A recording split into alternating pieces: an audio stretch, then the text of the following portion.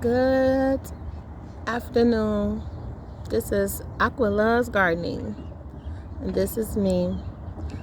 Today I want to talk about what happened when the scapegoated child leaves the family. When the scapegoat child leaves the family, what happens? Total devastation happens. The narcissistic mother or father loses their mind looking for some new supply, some prime, grade A supply. They lose their mind searching for this because they cannot get it from the golden child, because they've been supplying the golden child with the overflow of supply that they received from the scapegoat. But what if the narcissistic mother has no other children? And the children are all grown, right? What happens then? I'm going to tell you what happens. The narcissistic mother tries to turn the golden child into the scapegoat. I said it, people. She tries to turn that golden child into the scapegoat. But there's a problem with this.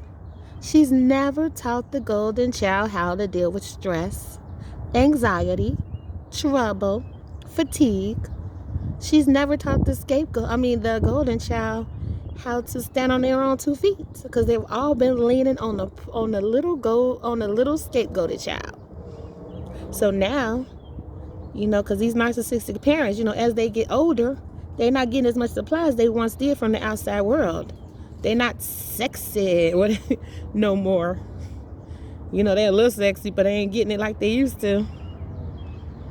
And then now you got this golden child. And I mean, golden children can't take no stress. Oh, baby, they can't take no stress. Not no golden child. Golden child, It is a horrible day when a golden child is tried and aimed to become the scapegoat. That child cannot hold on. And if that child has love, especially love for most times when you have a narcissistic mother, the scapegoat child is the parent, right? And so the golden child is usually the child of the scapegoat, because the scapegoat provided and cared for the golden child. But when the scapegoat leaves the family, they tear the foundation of that family apart by them not being there to allow themselves to be abused, controlled, vilified by their narcissistic parents. But when that scapegoat leaves, now that golden child really has no parents. That golden child is stuck in a household with that narcissistic parent. And even if they don't live there, it's still a situation as if being stuck, because that narcissistic parent is about to call on that golden child to become that new scapegoated child. And it does not work. It drives that golden child crazy. I mean, that golden child might even, if that golden child is not mentally and physically prepared for this, which they are not, because they was never trained to be mentally unprepared for this. The scapegoat, we go through trauma. We learn how to self-reflect. We learn how to introspect. We learn how to fight in the midst of chaos and disaster. We learn how to find peace when all hell is breaking loose around us. But that golden child cannot do that.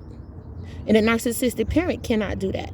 So then you get stuck with this whole dynamic of both of them feeding on each other. So you got the narcissistic parent trying to get supply from the golden child, who's probably now narcissistic, because those narcissistic traits done jumped onto that golden child. Because look, they feeling as if the world revolves around them. So most of the time that golden child turns into a narcissist.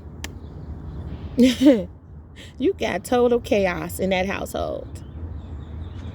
And a lot of times, I hate that golden child can't take that pressure. And they end up doing the unthinkable to themselves.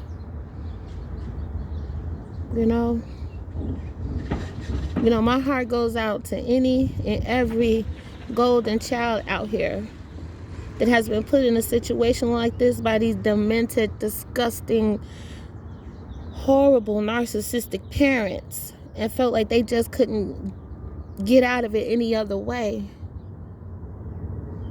And they give up. Golden children, we're not mad at you. We love you guys just like we love our parents. But sometimes a scapegoat gotta go.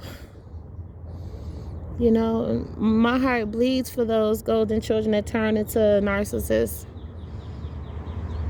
But it's a decision they make on their own, because when they see that parent is bullying that scapegoat, and it takes that child or that adult to say, wait a minute, this ain't right. But if that child or that adult jumps on over and jump into that narcissistic pattern of behavior, then it is what it is.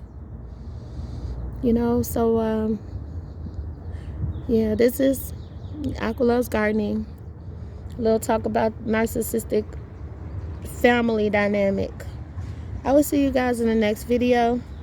Have a great, blessed, and prosperous day.